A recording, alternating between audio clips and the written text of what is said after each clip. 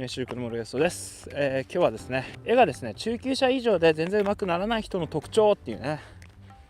話をしたいと思います。結論から言うと、絵の描き方を変えないっていうねいう人はですね、成長しないんですよね、途中から。でこれはね、絵の描き方に限らずなんですよ。もうツイッターもそうだし、もう自分の実人生もそうだし、もう全部です、マジで。もちろんね、アニメシルクの、経営もそうです、運営もそうですよ。変えていいことと変えちゃいけないことがあるんですよ、ね。例えば変えちゃいけないことはね、分からないものは書かないとか、ちゃんと見ながら書くとか、自分の気に入るまで何度も書き直すとか、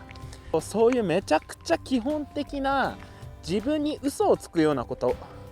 は基本的にやっぱしないっていうのが、多分これは絵の描き方だったり、もう自分のねあらゆる選択において絶対しちゃいけないことはあるんです。だから絶対変えちゃいけないこと、それ以外のですね部分に関しては割とニュートラルにというか柔軟に対応した方が絶対いいと思います。でこれ本当ね、でも初心者に限らずだと思うよ。中級者だろうが上級者だろうが絶対陥るのが、なんか一つの成功必勝パターンっていうのを見つけたら、そこから変えられなくなる、変えるのが怖いっていう、なんか思い当たる節ありませんかね。これでうまくできたし、これでいいじゃんみたいなさ、ね。だから今までね失敗続きだったから、この成功をなるべくですね長続きさせようと。例えばうまく描ける必勝パターンを見つけたら、それはそれで大事なんですよ。一つのワンパターンとしてね。なんだけれど、それだけに固執すると、次がないんだよね。別に誰もがねもっと上手くならなきゃいけないわけじゃないんですよ。ただもっと上手くなりたい人で言えば、やっぱりねどんどんいろんな描き方パターンを試してみて、自分のなんでしょうね、可能性っていうのかな、自分ってこうなのかな、ああなのかなっていろんな描き方を試していくっていうのが結構必要だと思います。でそういう時に絶対出てくるのが、別の人の描き方を試してみたら一旦下手くそになるです。めちゃめちゃあるんですよ。本当ゲームに例えるのが一番いいと思うんですよ。今自分の描いてる描き方っていうのがレベル、10しかいけないんですよ。もう頭打ちなんですよ。ですがレベル10あるんですよ。で、ここまで積み上げたっていうちょっと自負もあると。でこれをいきなりまたレベル0にできますか、レベル1に戻せますかってことなんですよ。で上手い人の描き方を試したらうまく描けないんですよ。やたらと踏んだらスピードが出るスポーツカーみたいなイメージかなそう踏んだらすごくスピードが出て、とてもじゃじゃ馬で、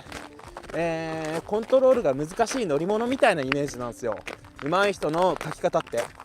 簡単に言うと鉛筆をすごく長く持ったり、姿勢をすごく上げたり、デジタル作画で言ったらそんなにズームをかけないで全体をね見渡すような描き方、こういうような描き方をした時に、なんか今までのような安定感のある軽自動車と違うんですよ。安心安全なですね、なんかちびちびちょっとずつ描き進めるような描き方と違くて、なんかまるで安定感がなくてもう事故っちゃうよって、うまく描けないよってね、こんなんでどうやって描くんだろうみたいな描き方してるんですよ、上手い人って。逆に言うと今みたいなもうちびちびちょっとずつ描き進めたりズームをやったらですね、どうしても時間はかかるし伸びやかな絵にならない。そして一発で描けるようにならないんですね。何度も描き直せばいいんですけれど、早くうまく正確に描けるようになるためにはやっぱりね、実は鉛筆の持ち方とか基本的な、動作っていうのかな、ものの捉え方、考え方、描き方からですね全部見直さないと無理なんですね、やっぱりね。もちろん今デジタルツールだったり、AI もあるし、そういうですねツールを駆使して、今ね本当にレベルがあまり画力が高くなくてもなんとか形にできるような、機会は増えたと思います。ですがね、やっぱ最後の詰めはね、やっぱり手書きというんですかね、自分でちゃんと、どういう風に考えて捉えて書いてるかっていうのがやっぱ絵に出ちゃうんで、やっぱ最終的な、成長を望むんであれば、もうねシンプルに上手い人の書きっぷりを見てそれを真似する、もうこれに尽きるんですよ。もうこれだけなんですよね。上手い人ってどう描いてんだろうって。でそれを見てその手順で描く。でそうすると多分うまく描けない。だけどその描き手順に全てが詰まってるんですよ。あ、こういう描き手順で描くからこういう形になるんだってね。なんとなく描き上がる絵はないんですよね。絶対それには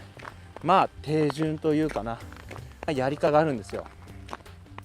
故に僕なんかは手元映像というのをね、かなり昔からもう10年ぐらい前からですね、手元映像を共有するっていうのをも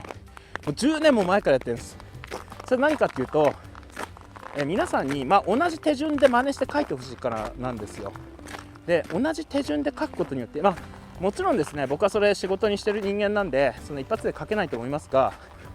下手でも時間がかかってもいいからぜひ同じ手順で書いてほしいんですよ。そうするとですね、体感できるっていうのかな、こういう感じなんだみたいな。でそれを徐々に繰り返したら絶対今の書き方よりうまく書けますから。というか今の書き方、今乗ってるマシーンでは限界があるんですよね。皆さんはうまく書けない書き方をしてるからうまく書けないんです。ただしそれはレベル10ぐらいまでは連れてってくれる乗り物なんですよ。そういう風に僕結構ね、学生時代からそういうことだけはなんか敏感でしたね。今のこの書き方って多分限界あるんだろうなとか、だから探すんですよ。で上手い人の書き方とか本当喉から手が出るほど欲しい考え方を知りたい、どう書いてるのか見たい、そういうのがあって、プロのねアニメーターに、なって、で実際上手い人ってどう書いてんだろうって本当に興味があって、でそれを見てうわこう書くんかみたいなね、そういうのはありましたね。皆さんこんばんは、アニメ主役の村安です。自分でまずやってみることが大事なんですよね。自分でやってみるととりあえずそれでこのぐらい書けるんだな書けないんだなとか、その実際にやってみると楽しいか楽しくないかも分かるじゃないですか。なので、初めから完璧なんか期待しちゃいけないなんていうのはね、当たり前の話なんですよ。例えばこれからアニメーターになりたいっていう人がですね、僕全然書けないんですよってね、どのぐらいの観点でそのアニメーターのね選考が、逆に言うとね仕事では行われるかというと、この人はこういうの上手くなりたいんだなとか、そういう意欲とかね、好きなものの興味の範囲なんかを実はやっぱり見ます。はい、それがやっぱりね狭かったり、あるいはですね、この人って丁寧に絵描く人なのかなとか、この人は動きに興味があるのかなとか、そういうところで見るんですよね。なんですがこのねアニメーターに仮になるって言った時のこの、ミッションっていうのかな、これもですね自分がどの程度なのかレベルも含めてね、受けてみないことには絶対受かんないんですよね。当たり前の話なんですよ。これ何でもそうです。大学受験だったら何だってそうなんですよ。絶対落ちる方法はですね受けないことなんですよね。ただ受けなければね受かりもしないが落ちたということもないので、何でしょうね、最初からですね負けなしっていう状態にはなるんですが、そう1枚も絵を描かなければ俺は天才絵師だってやつですね。1枚も描かなかったらあなたは天才絵師かもしれない。まだ描いてないからうまいか下手かわからない、このですね全く自分がうまいか下手かわからない状態をずっとキープしておけば天才絵師かもしれないね。でもそんなの楽しいかなと思うんですよね。何も行動しないのが一番の幸せみたいになっちゃうんですよこれ。いや本当かなってね、何もしないやつが勝ちみたいなんですけど、いや本当でしょうかね。多分ねその失敗を極度に恐れてしまうとか、完璧にできないとやる価値がないっていう風に感じてしまう、それはね多分ね何らかのトラウマが原因なんじゃないかなっていう風な気はします。なんか子供の頃にね何か人にバカにされたとか、あるいはですね何かやったことを無価値だと、誰かに評価されたとか、なんかね何らかの子供の頃のねトラウマがあるんじゃないかなって気がするんですが、僕なんかね興味のあることはやっぱり、結構行動にするタイプかもしれないですね、そういう意味ではね。でやってみた後にどっちかっていうと考えるんですよ。いや、やる前からある程度は考えとくよ。やる前からちょっとは考えるんだけど、あとね、下調べですよね。ある程度下調べして面白そうだなと思ったら、それに関して、ひたすらですね、準備をする。であとはもうね、途中からもう心配してもしょうがないじゃないかって、やってみないと分かんないっていうラインまで来たらですね、もうやるしかないんですよ。自分で体験することになって、ああこういう感じなんだっていうのが分かるんで、そしたらですね、もうやんなきゃいいんですよ。でここで重要なのは、その体験がですね、少なくとも面白そうかどうかで決めますね。何でも体験すればいいってもんでもないと思うんですよ、僕。まず自分がそれをやってみたいかどうかっていうことですね。時間使ってお金使って、あるいは何かをしたいっていう風な気持ちがあるんだったら、やっぱりそれパッとやった方がいいような気がするんですよ。いや、何でもその人にとってね、全員にとって価値あることなんてないじゃないですかね。僕はこれには価値を見出すけれど、これは僕は価値を見出せないなとね。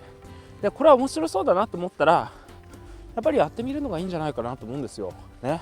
何でも挑戦すりゃいいってね、何でも挑戦すりゃいいなんてことはないと思うよね。だってバンジージャンプとかしたくないもん俺やりたいこととやりたくないことってあるじゃないですか。やりたいんだったらね、もうやってるし準備してるよね。でそうするとやってみるとですね、自分がどの程度かっていうのかな、少なくともそれをまたやりたいかやりたくないかってことが分かるんですよ。で最初からそんな完璧を期待せずに、むしろ自分がやってみて面白いか面白くないかで決めるっていうのがね、多分いいんじゃないかなと思います。はい、皆さんこんにちは。アニメシュープの村芳生です。今日の話はですね、絵が上手くなることと売れることっていうのは、同時には無理ですっていう話ですね。どっちか片方なんですよね。一度に何かを解決しようってことはね、大体うまくいかないですね。もうどっちか片方、むしろ一つずつ解決するしかないんですよね。でたまたまですね、月に1回のネット添削をしていたら、ある受講者がですね、嬉しいお知らせというかですね、なんか、自分のですね作品がダウンロード同人が数万円稼げるレベルになりましたと、自分がゼロから稼ぎ出したこの面白いっていうか喜びっていうのは、格別ですねみたいな話をしていて、月数万円ってすごいねって話になって、なんかやっぱり、アニメシュープ10個を通して結構、画力が向上したのは良かったんじゃないかなみたいな話をしたんですね。多分その人もね、まず上手くなるっていうステップがあって、でそれで次にじゃあ絵を売ろうかっていうステップになってるわけですよね。なんでこれね、面白いことに相互作用なんですよね。売れるとやる気が出ていっぱい描くようになるんですよ。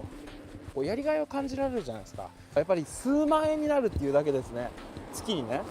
これはもしやただの趣味じゃなくてね、すごく良い副業なんじゃないかっていうところまでいくと、今度ね、やる気をですねもらえるんですよ。いや、お金がもらえるのはすごい大きいことです。やっぱりそれでさ、タブレットが買えるとか、ちょっとしたね物が買えるってやっぱすごいでかいし、生活に余裕も出ますよねっていうようなね、目に見えたメリットもあるし、普通にやりがいがやっぱ持てますよね。だから実はもっと書くようになるんですよ。そうすると上手くなるでしょ。そうするとまた売れるようになるんですよっていうですね、プラスの好循環に入れたらすごくいいんですよね。なんだけれど人はこれをですね、なんか同時にやろうとするんですね。で大体ですね、人の悩みって超シンプルなんですよ。人の悩みはね、解決可能なことと解決不能なことを混ぜて、同時に解決しようとする。将来絵でマネタイズしたいんですけど、上手くなりたいんですけど、昔絵が下手だって、家族とか友達に言われたんですけど、私不健康なんですけど、今まで何やってもうまくいかなかったんですけど、どうしたらいいですかみたいなね。あと年齢も結構ですけど、言ってますけど、どうしたらいいですか？ちょっと待って、今こういくつかの、ファクターですね、要素を混ぜて、無理同時に解決無理。こういうふうにですね、本人は結構真面目にね、多分悩みをね打ち明けてくれてると思うんですけど、まず解決可能なことと不能なことがあります。まず過去の思い出は今の僕、あなた、ね、皆さん次第で、どうにでもね割と改ざんできるんですよ。昔いじめられた、だから今卑屈になった。昔いじめられた、だからそいつらを見返そうとして頑張ってる。これ何とでも言えるんで、過去って、いくらでも改ざんが可能です。過去って何とでも言える。じゃあ年齢は若くなりません、はっきり言って。はい、ですが、今僕散歩してるみたいに運動したりとか、筋トレしたりとか、生年月日は変えられないけど見た目は多少は改善できます。はい、じゃあ画力はって言ったらですね、練習すれば上手くなる。じゃあ売れるためにはですね、自分がどんだけ好きでもダメで、ニーズに合ったことしなきゃ、ダメなんですよ。世の中で売れてるもの作んないと売れないんですよ。さっきの方は、エロのダウンロード系ですね。そのジャンルにフィットしてる。じゃあ僕がですねエロダウンロードとやりゃいいじゃないですかってね。いや僕はそんなにそこまでやりたいと思わないので、そっちに力を入れるぐらいだったら、今僕が本業でやってる教育の方にもっと力を入れた方が、僕としても多分ねマネタイズできると思うんですよね。っていう風にその人で向き不向きがある。いやなんかみんななんか稼いでる人っていうのはエロのイメージありますけど、いやそれはちょっと自分は嫌だなっていうんだったら別の方法でニーズのあることをするね。うまいからって売れるわけじゃないんですよ。別にある程度の画力がついて、なおかつニーズがあるところにその画力を活用しないと基本的に売れないんですよってね。だから全部イコールじゃないんですよね。うまくなったからって売れるわけじゃない。うまい人順で売れてるわけでもないんですよ。だからニーズのあるところで売れてるので、じゃあ自分の画力を何に転化っていうのかな、マネタイズしようかなって思った時は違うだろうし、まして今の話をこう戻ってそもそも上手くなる必要も売る必要もない。自分は絵を楽しく描ければいいんだっていうスタンス全然いいです。もう楽しく描けることを最大目標にして、別にそういうにですね、人になんか絵売るとかね、人に評価もらうとかめんどくさいよっていうような距離感で付き合う、全然いいです。もう趣味ですもんそれね。その中で自己満足の中で、ちょっとでもうまく描けたら楽しいのに全然いいと思います。ってな感じでその人で、関わり合いは全然違うのでそれはいいと思うんですよね。ただいっぺんに何かを解決するのは無理なんですよね。なので、難しいんですけど、やっぱり優先順位をはっきりさせることが結構一番大事じゃないかなと思います。優先順位っていうのは、まずは例えば絵を描くのがね好きになるってことが結構重要じゃないですかね。じゃないといっぱいたくさん絵描かないし、そうしないとうまくもなんないし、そうしないとですね、やっぱり最低限とは言ってもですね、ある程度のクオリティが担保されてないと皆さん商品として買わないと思うんですよね。っていうようなステップがあると思うんですよ。なんでいきなりはですね無理なので、どこかで一つその好循環を作った方がいいんじゃないかなと思います。その好循環っていうのは、まず自分のレベルにあって、そんな難しい絵を描かないとかね、難しいテーマを扱わないとか、自分ができそうなものを確実に着実に習得していくと、